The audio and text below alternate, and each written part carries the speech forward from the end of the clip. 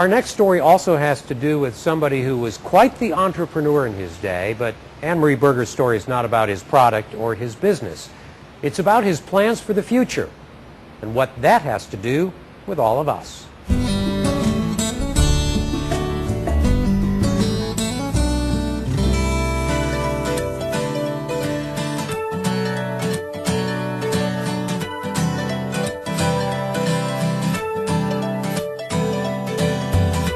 "43 years, I was off a year." Meet Don Robinson. He's a funny guy. We won't let you fall because we don't want blood everywhere. But Don's reached that point in his life where he needs to decide what to do with his stuff. God knows what's happened in this room over the years. We'll just keep that to yourself, Don. Right, that's why I just made that vague statement. No shower stories. And by stuff, I mean his earthly possessions after he, well, you know, dies. I had to do something about it, or else my melon-head cousins from out of nowhere would come out of the woodwork and sell the joint, you know, over a weekend or something.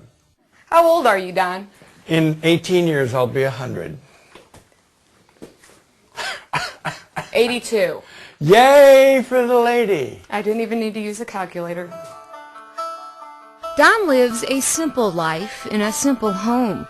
His house was built in 1928, and he only has heat in his upstairs bedroom, which he calls the comfort zone. I bet it's cold in here in the winter. Oh, it is. How'd you guess? Because it's cold in here and it's August. Yeah, right. Now So he doesn't fit the typical profile of a guy who has affairs to get in order. I have to say, it's a little spooky. It's a cut above camping, but I like it. But it's not necessarily his house that Don Robinson's concerned with. It's the property it sits on. Inside of 4 years, I had 843 acres, which is exactly what's in Central Park, to the acre. Don's 843 acres is located 38 miles southwest of St. Louis in Cedar Hill. His property is in the upper watershed of LaBarque Creek. The watershed covers 13 square miles in northwestern Jefferson County and includes both private and public land. It's considered by the Missouri Department of Natural Resources one of the most unique areas in the state. LaBarque Creek is an exceptional high-quality stream. It's a cascading bedrock stream with small pools and waterfalls throughout its length. It has a tremendous diversity of fish life in it. Over nearly 40 species of fish are known in LaBarque Creek. The entire watershed is about 8,000 acres, and that includes Don's 843. Should I have brought a flare? There are two ways to get around on Don's property: by car on what he calls roads. Now here you want to go to the right, you don't want to go through all that mud. Oh God, you're doing it anyway. There was a big rock. You're kind of a backseat driver, Don Robinson. Well, I'm telling you what the road... And there's the more peaceful way on foot. We really go that Do we way. have to come back up this hill? Yeah, going down's not the problem. Don, his friend Nels Holmberg, an ecologist and regular explorer on the property, and I went on a hike in search of what Don calls the Green Gulch. What is Green Gulch? Well, it's a big box canyon-like place. Moss-covered walls. It's a real jewel. Don grew up in University City, later lived in Kirkwood, and he bought his first patch of land here back in 1964. This 320 acres was for sale. We came out here and it was so cold the beer was freezing on top of the cans, but I thought, well, this is really prehistoric, you know. I just got to get it. Well, I bought it for $21,250, and I paid that off in a year, under 2 years, and then, well, and other stuff became available, and I just didn't want to, you know, have neighbors, for God's sake.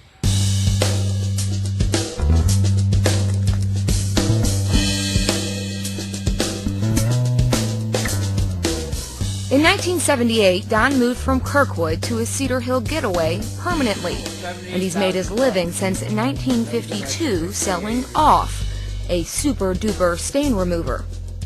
No, it's not good for salad, sandwiches, chest rub, athlete's foot, VD, or mange, but it does do all this stuff. Takes spots out of clothes and carpets. No ringworm or psoriasis removal? No, we're not claiming that.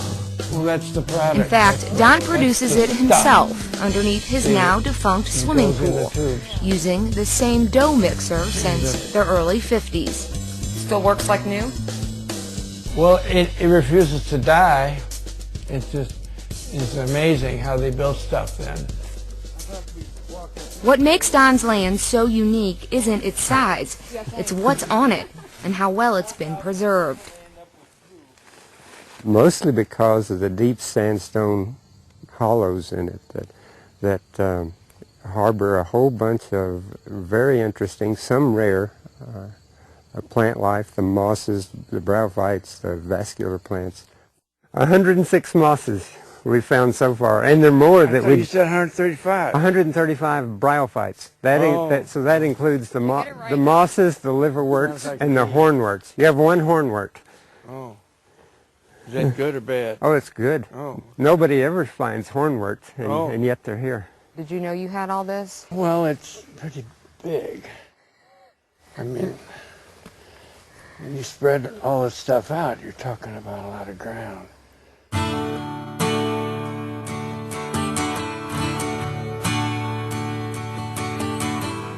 So what's an 82-year-old man who's never married, has no children, but has melonhead cousins, to do with 843 acres of prime natural resource?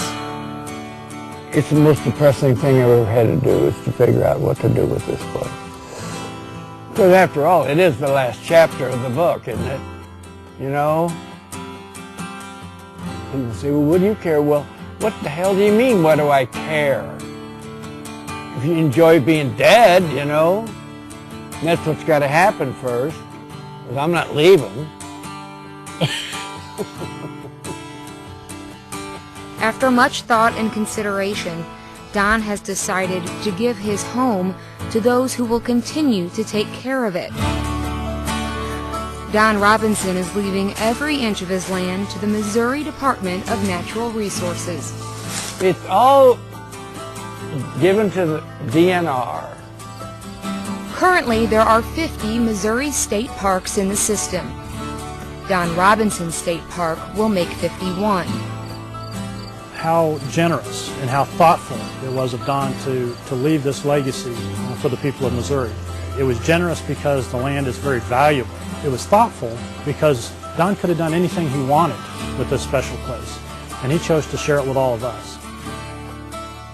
In addition to the 843 acres Don is leaving the people of Missouri, he's providing the resources to ensure the property will be well preserved. Don has provided a trust fund to ensure that we have the funds to properly manage and care for this special place in perpetuity.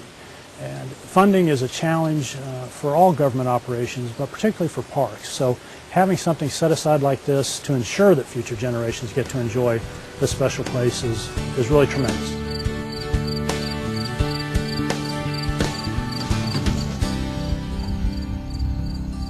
I mean, as long as it's there, you know.